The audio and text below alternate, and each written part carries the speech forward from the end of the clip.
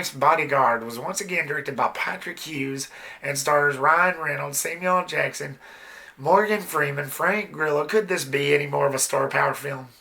And the story follows former bodyguard Michael Bryce, who is on a sabbatical, who is then ripped right back into action by hitman Darius Kincaid to save his wife from certain death and to stop a vengeful and powerful madman scheme from causing global destruction.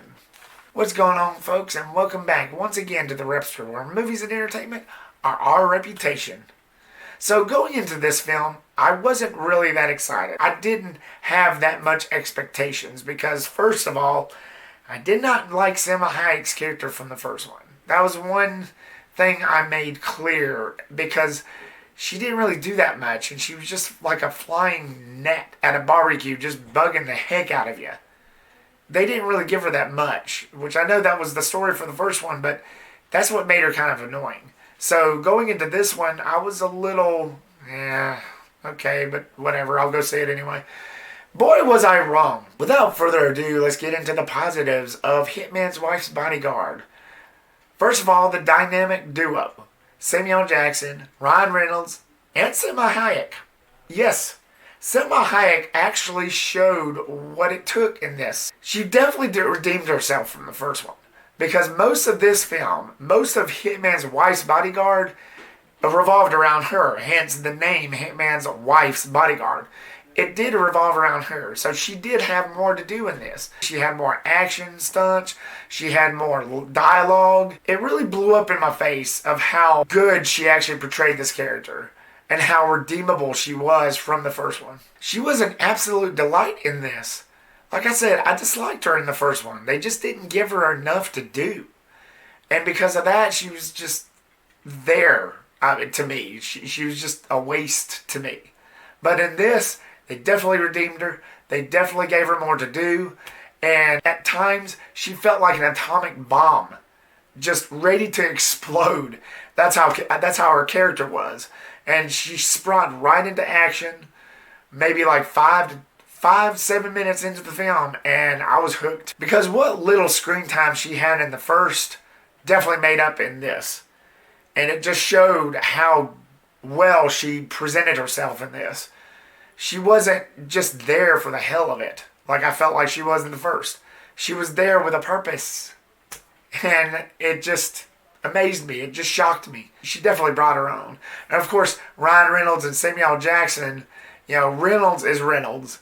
No matter what you cast him in, he plays the same part, but he plays it so well. And Samuel L. Jackson, he definitely held his own. Definitely some funny quips there, as always, as you see in a Samuel L. Jackson film. They were terrific. It's what you'd expect. The film really worked, and they really knew how to play off of each other. Definitely had that love-hate relationship that they had in the first one. Never really lost that spark. It worked well. It really worked well. Not to mention the rest of the cast, as I said at the beginning of this video. You also had Morgan Freeman, Frank Grillo, Antonio Banderas. He was an excellent villain in this. I mean, he didn't match Gary Oldman's character in the first, but he definitely played his own. He definitely played a really unique villain within himself.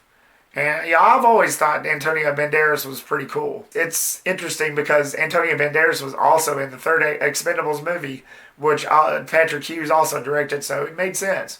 I think they have a really good working relationship, even though this is only the second movie that they made.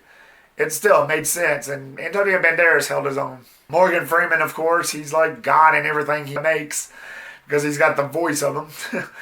So he was really terrific. And Frank Grillo, He's good. He was pretty good in this. He didn't have that much screen time like Morgan Freeman, but he was still good in it. It's a nice, solid cast all the way. If this was the '90s, that probably would have mattered more. But in terms of Hollywood, of how everything changed, star power doesn't really matter that much. But if this was made in the '90s, this would definitely be like #1 for a long time, which I hope it will be #1 for a while anyway.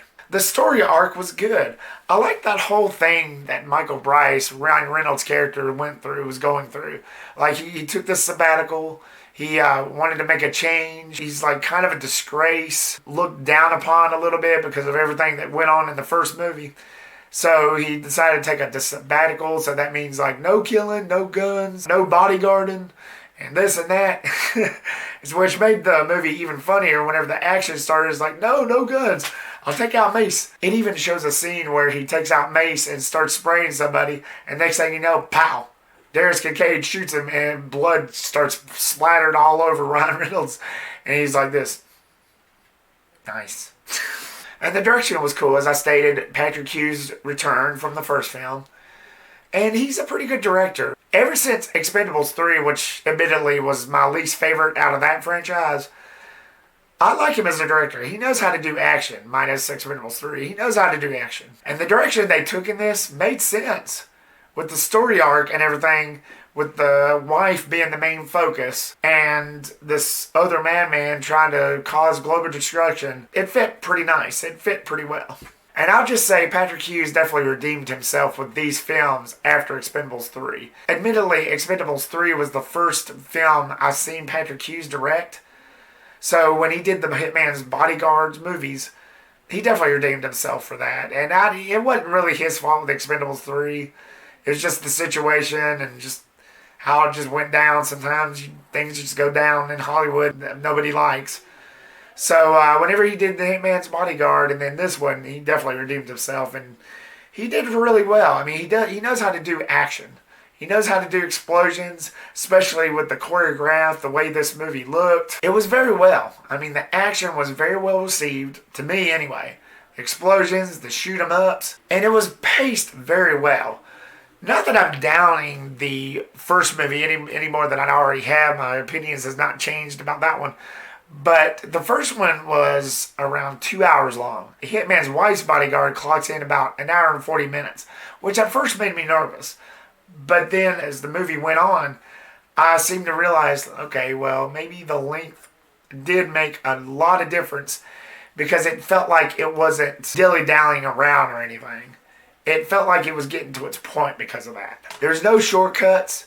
There's no traipsing off. There's no nothing. It was just straight to the point. And it definitely gave it time to breathe, which that's very important to have in your movie. You got to have time for your movie to breathe and for the storyline to move on and to give life within itself. And this felt like a legit sequel. It didn't feel rushed. It didn't feel forced. It never felt forced. It felt legitimately like a really good sequel. It didn't feel like it was just a cash grab. It felt legitimately reasonable.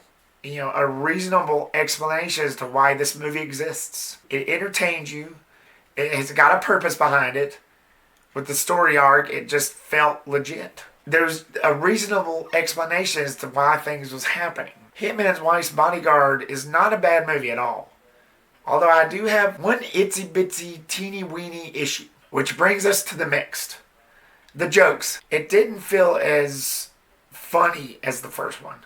There was some parts where it did actually kind of feel forced. Some of the jokes kind of felt a little awkward. But 7 times out of 10, the jokes were funny. So that's why I'm putting this in the mix.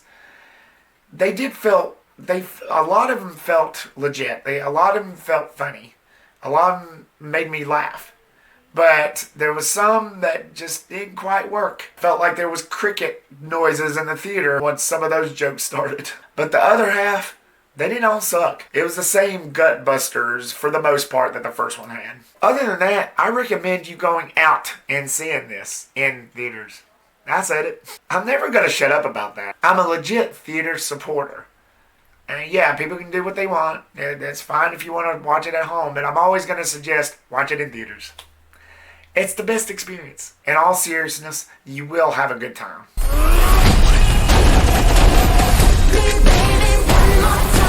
Setting aside the slight drop in Jokesville, Hitman's Wife's Bodyguard is an absolute reptastic blast. So, Hitman's Wife's Bodyguard, have you seen it yet? What did you think of it? Was this your favorite, or do you prefer the first one? Leave me your comment down below and give me your thoughts. Stay tuned for more videos and reviews coming soon. Like, subscribe, comment, and share. Thank you so much, guys, for watching this video, and I'll see you on the next one. Peace, the Rep House.